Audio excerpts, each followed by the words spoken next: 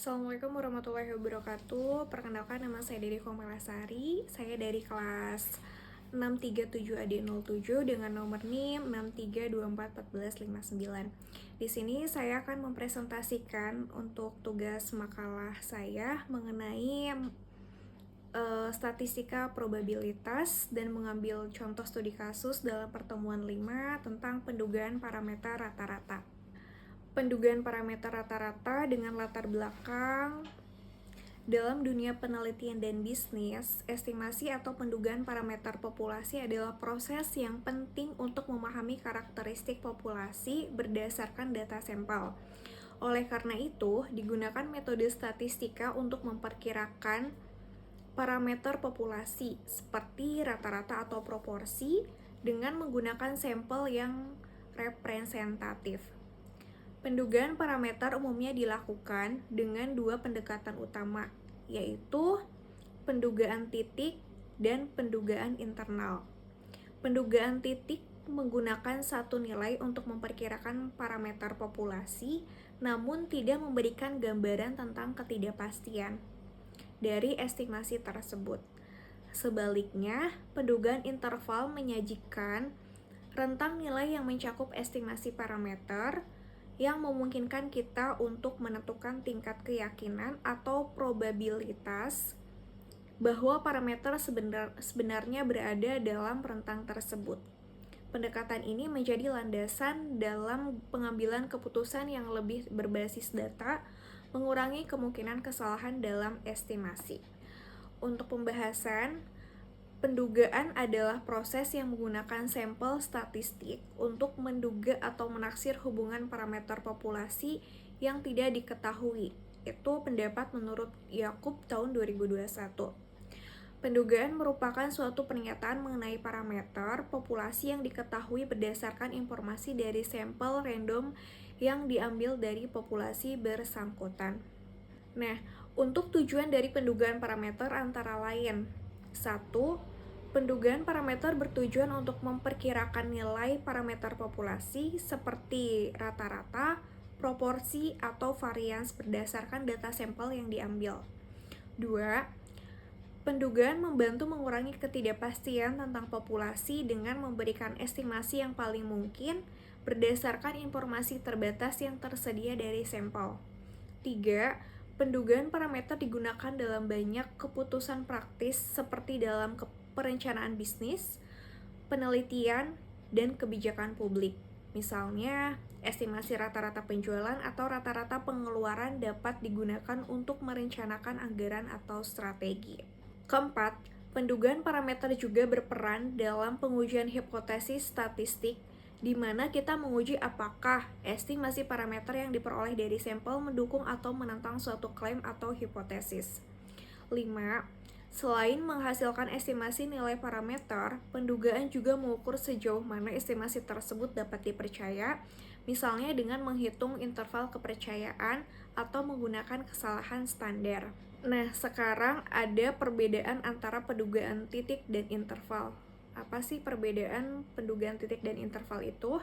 Pendugaan titik adalah pendekatan di mana kita memperkirakan nilai parameter populasi dengan menggunakan satu nilai tunggal yang diperoleh dari data sampel. Ini memberikan sebuah titik atau nilai tertentu sebagai estimasi parameter populasi. Contoh, menggunakan rata-rata sampel untuk memperkirakan rata-rata populasi. 2. Pendugaan interval. Pendugaan interval merupakan pendekatan di mana kita memberikan rentang nilai yang memungkinkan besar berisi nilai parameter populasi.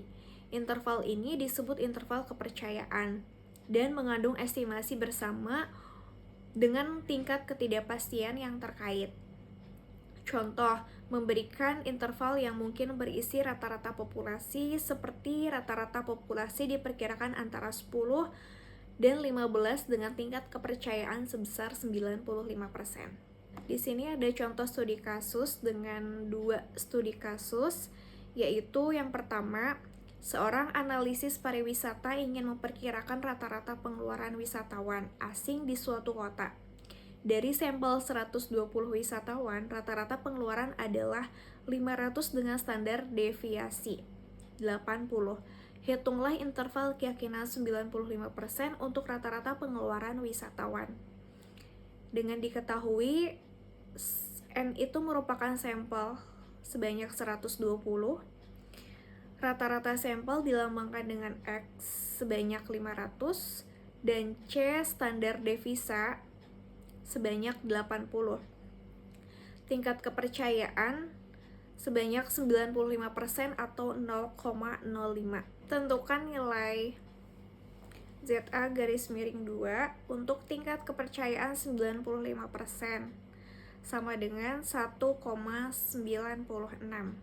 Dengan internal keyakinan rata-rata sampel ditambah tingkat kepercayaan dikali standar deviasi dibagi akar sampel.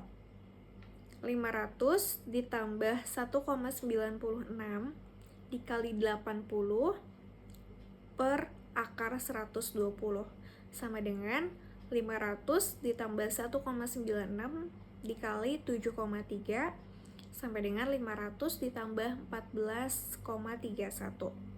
Jadi, interval keyakinan 95% untuk rata-rata pengeluaran wisatawan adalah 485,69 hingga 514,31. Dan untuk studi kasus yang kedua, sebuah perusahaan makanan ingin mengetahui rata-rata berat produk untuk tingkat akurasi tinggi. Standar deviasi berat produk diketahui sebesar 2 gram. Perusahaan ingin agar rata-rata sampel tidak berbeda lebih dari 0,5 gram dari rata-rata populasi dengan tingkat keyakinan 99%. Berapa jumlah sampel minimum yang harus diambil? Diketahui standar deviasi 2, kesalahan pendugaan maksimum 0,5, tingkat kepercayaan 99% atau 0,01. Tentukan nilai tingkat kepercayaan sebanyak 99%. Jumlah sampel N sama dengan ZA garis miring 2 titik standar deviasi per pendugaan maksimum pangkat 2. Sampel sama dengan 2576 dikali 2 per 0,5 pangkat 2 sama dengan 5152 per 0,5 pangkat 2 sama dengan 10.304 pangkat 2. Hasilnya yaitu 106,17. Jadi jumlah sampel minimum yang harus diambil adalah 107 dibulatkan ke atas. Kesimpulan, parameter adalah metode statistik untuk memperkirakan nilai parameter populasi dengan menggunakan data dari sampel. Dalam sampel besar, distribusi rata-rata sampel cenderung mengikuti distribusi normal sesuai dengan teorema limit sentral yang memungkinkan estimasi yang lebih akurat dan penerapan interval kepercayaan untuk menentukan seberat dekat rata-rata sampel mendekati rata-rata populasi. Semakin besar ukuran sampel, semakin kecil margin of error, sehingga estimasi lebih mendekati kondisi populasi sebenarnya. Namun, pengambilan sampel yang besar membutuhkan lebih banyak sumber daya, sehingga perlu keseimbangan antara akurasi dan efisiensi studi kasus ini menunjukkan bagaimana pendugaan parameter membantu pengambilan keputusan yang lebih baik di dunia bisnis dan penelitian. Mungkin itu saja presentasi dari saya. Apabila ada kekurangan, mohon dimaafkan. Wabillahi taufiq wal hidayah. Wassalamualaikum warahmatullahi wabarakatuh.